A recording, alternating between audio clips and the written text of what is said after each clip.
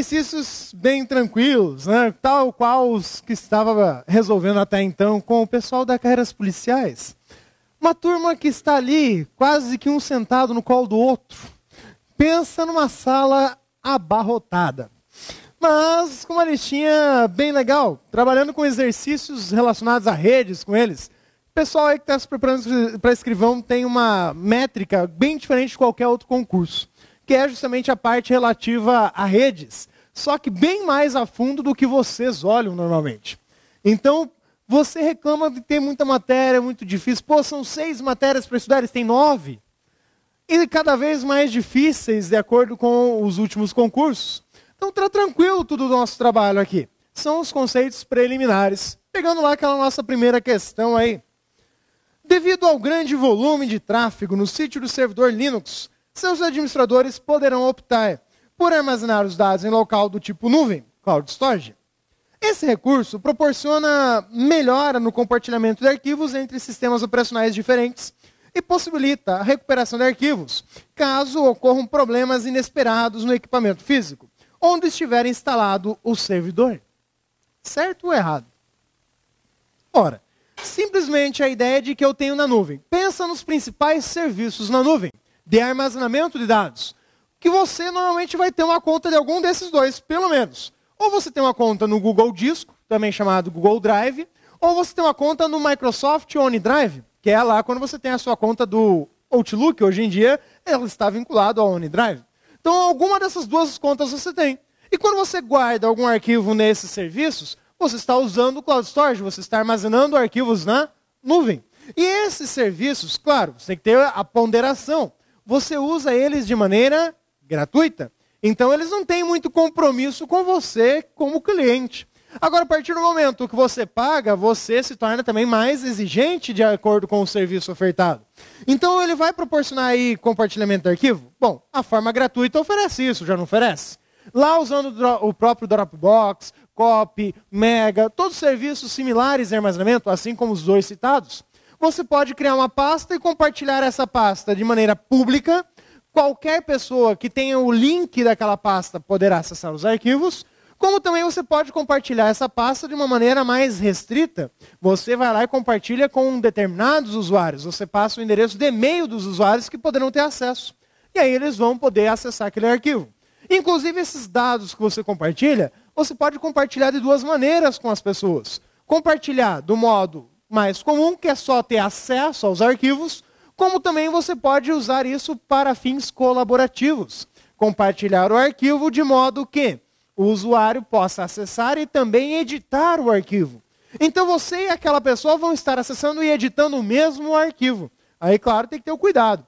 Se a pessoa baixar o arquivo para o computador e você também baixar para o teu computador, cada um vai estar editando um arquivo diferente a partir desse momento. Porque se ambos salvarem, vai ter problemas de versão. Qual que é o princípio de você editar os dois ao mesmo tempo? Aí vem a vinculação com o recurso de computação na nuvem, que é a ideia de você trabalhar com o Google Docs, que está embutido no Google Drive, e com o Microsoft Web Apps, que está embutido no OneDrive, junto com o Outlook.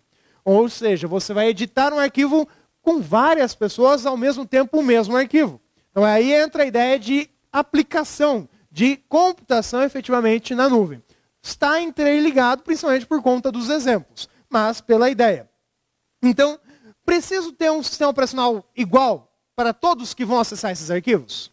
Não, essa é uma característica da nuvem. Ela é independente dos serviços. Eu não preciso ter lá um sistema operacional Windows ou Linux só. Qualquer um posso usar para acessar. Inclusive, se você pegar lá o seu celular com Android, que é outro sistema operacional, você consegue acessar a nuvem também. Porque essa é uma das características da nuvem. Independência frente ao sistema operacional. Qualquer sistema operacional tem acesso. Porque o que você usa para acessar a nuvem é um navegador de internet. E qualquer computador hoje você tem acesso a um navegador de internet. É um recurso mais homogêneo aí nesse quesito.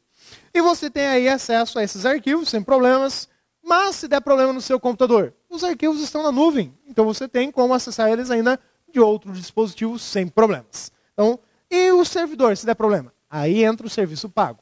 Quando você pega um serviço pago, você tem lá opções de fazer o backup usando o próprio servidor. O backup vai ser realizado em outros servidores do serviço que você contratou. Então ele se responsabiliza por garantir para você a informação, garantir que você tenha o dado caso tenha algum problema. Então a ideia do backup aí ligada justamente a um serviço mais vinculado ao pagamento efetivamente. Correta a questão, portanto. 2. Se uma solução de armazenamento embasada em hard drive externo de estado sólido, traduzindo, HD externo SSD. Tem que traduzir? Tem, porque tem alguns ali que perdem-se um pouquinho nos termos. Então, hard drive, HD, a própria sigla HD significa isso. Externo, HD externo, de estado sólido, quer dizer que não é o disco tradicional que você conhece, aquele HD magnético, é o HD de estado sólido, que usa uma tecnologia baseada na mesma tecnologia do pendrive, do cartão de memória. Uma tecnologia baseada em eletricidade puramente. O armazenamento de dados é usando a tecnologia flash e não do disco magnético, como tradicionalmente você utiliza ainda hoje. Usando USB 2.0, ou seja, a conexão é USB 2.0. Você não precisa nem traduzir, né? For substituída, ou seja, vou parar de usar HD externo por uma solução baseada na nuvem, em cloud storage. Ocorrerá melhoria na tolerância a falhas. O que é tolerância a falhas? É você ter mais alternativas caso dê merda. Queimou o HD externo e você só usava o HD externo, os dados estavam todos no HD externo. O que você faz? Chora. Se você não tinha o seu backup, você chora. Porque já eram os seus arquivos e tudo mais. Agora há pouco um aluno reclamando ali no intervalo, pô, professor, não vi na aula, por quê? Porque perdi meu celular e todas as fotos estavam dentro dele e não tinha mais nenhum lugar. E aí, se tivesse feito backup, era um prejuízo a menos que teria que correr atrás. Fazer o quê? Você tem aí a substituição, então, pelo serviço na nuvem. Ocorrerá melhoria na tolerância a falhas? Sim, porque se der problema no computador, os dados estão na nuvem. Você tem aí justamente a alternativa, o subsídio da nuvem para oferecer as informações. Claro que pode dar problema na nuvem, o servidor apresentar problema, mas é mais provável dar problema no seu computador ou no servidor? No seu computador do que no servidor. Então, por isso, mais tolerante a falhas, sim. Na redundância, o que é redundância? O backup é uma forma de redundância. É você ter o mesmo arquivo em dois lugares, ter a mesma informação redundantemente. Lá no português você não fica estudando um monte de expressões redundantes? Então, a mesma ideia, de repetir a mesma informação. E na acessibilidade? Ora, é mais fácil ficar carregando para baixo e para cima um HD externo ou simplesmente chegar, olhar ali o computador, opa, tem acesso à internet, vou lá, acesso a minha conta do OneDrive, do Google Drive, Dropbox, qualquer que seja o serviço que você optou, e vou lá e acesso o meu arquivo. Qual que é mais prático? Usar a nuvem. Então, aumenta a praticidade? Com certeza, aumenta a praticidade. Além de conferir independência frente aos provedores de serviço contratado. Opa, pera lá. Um dos serviços essenciais contratados para poder usar a nuvem. Quem é a nuvem? É a internet. Então, um dos serviços essenciais para poder usar a internet é o provedor de acesso. É quando você vai lá, paga o provedor de acesso à internet, GVT, Oi, Brasil Telecom, Telnet, e assim por diante. A NET, e aí outras, como o Sercontel, e o Brasil afora tem várias empresas que prestam esse serviço. Simplesmente é o provedor. Se você tiver sem acesso à internet, você consegue acessar a nuvem? Que é a internet? Não. Então, simplesmente, eu fico com independência de acesso a esse serviço? Claro que não, eu dependo exclusivamente disso. Se não tiver acesso à internet, não consigo acessar o recurso. Então, errada a questão justamente nessa última parte, hein? 3. Cloud Computing, computação em nuvem. Um termo amplamente utilizado na área de tecnologia da informação consiste em uma tecnologia de armazenamento e processamento de informações. A respeito dessa tecnologia, assinale a opção correta. O armazenamento de dados em nuvem possibilita que o usuário acesse os dados armazenados de qualquer lugar, desde que o seu computador esteja conectado à internet, não havendo necessidade de que os dados sejam aí salvos no computador local. Certo, porque eu posso só salvar na nuvem, não preciso salvar no computador. Mas, lembre-se, se eu salvar na nuvem e no computador, já também conceitua como uma forma de backup. E ainda assim, continuo usando o serviço da nuvem tranquilamente. B. Na computação em nuvem, a comunicação entre os pares, ou seja, entre os dois dispositivos que trabalham aí, é possível somente se os sistemas operacionais instalados e os softwares em uso em cada um dos computadores forem os mesmos. Uma das características da nuvem é independer do serviço. Independer de sistema operacional? É ter um computador com navegador, que isso é encontrado em praticamente qualquer lugar hoje em dia. Então, ela tem essa vantagem. C.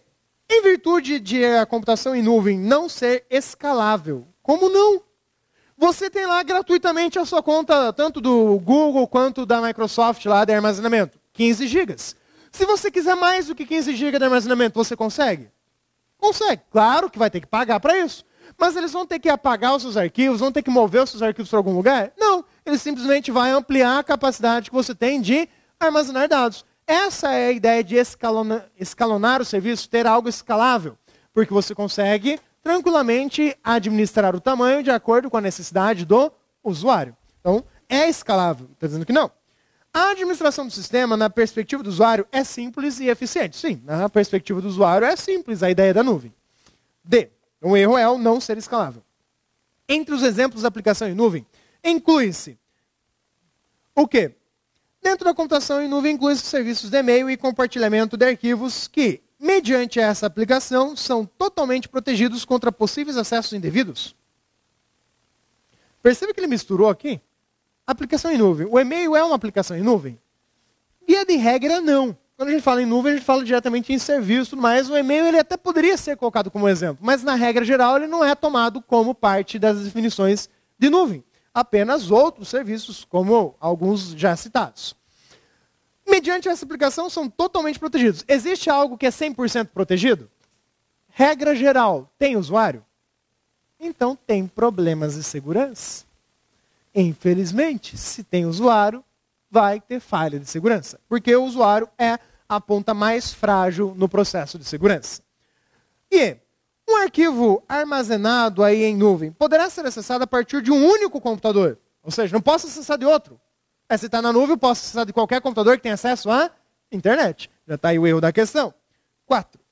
Com relação às ferramentas e aos recursos disponíveis na internet, assinale a alternativa que contém uma informação incorreta.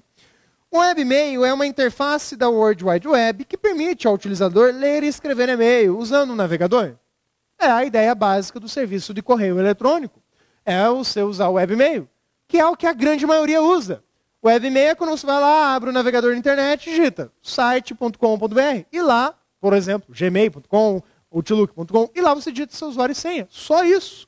Então, qualquer lugar que você vai, você consegue acessar o webmail. Ele tem uma característica de muita praticidade.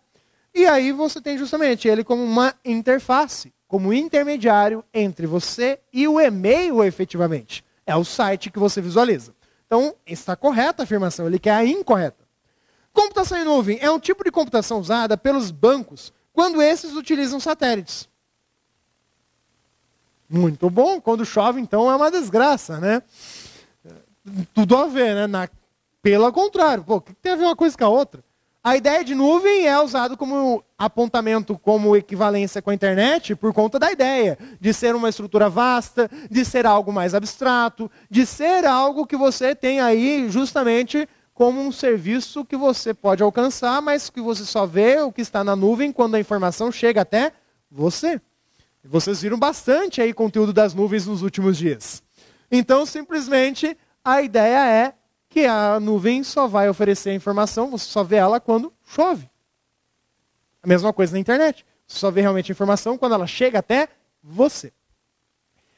Beleza, então é justamente o errado aí dizer bancos aí usarem satélite.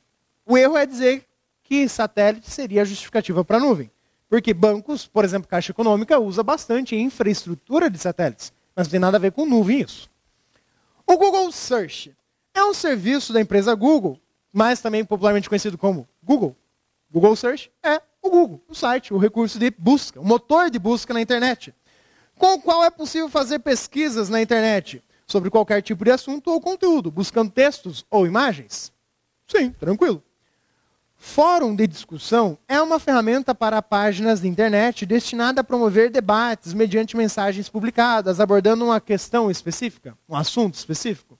Essa é a ideia. Inclusive, você tem lá o fórum da equipe Alpha e assim por diante, para colocar as suas dúvidas, debater alguns assuntos que você tem aí relativo às matérias. E Outlook Express e Mozilla Thunderbird são programas instalados na máquina do usuário, também conhecidos como clientes de e-mail. Falou em programa de e-mail, já tem que lembrar que é cliente de e-mail. É uma leitura intrínseca.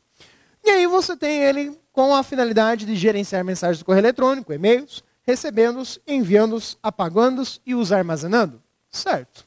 Correta também a afirmação. A errada é a B, que torna a questão correta. 5. Uma página web inserida nativamente em favoritos do Google Chrome 21. A 21 é a versão dele, já está na 30, ela vai pedrada. É porque essas versões aqui não é um parâmetro, ao contrário do Internet Explorer, que está ali na versão 11, no Google Chrome, no Firefox, você vê que isso é bem mais crescente, de uma maneira rápida, sem que você tenha um parâmetro de referência.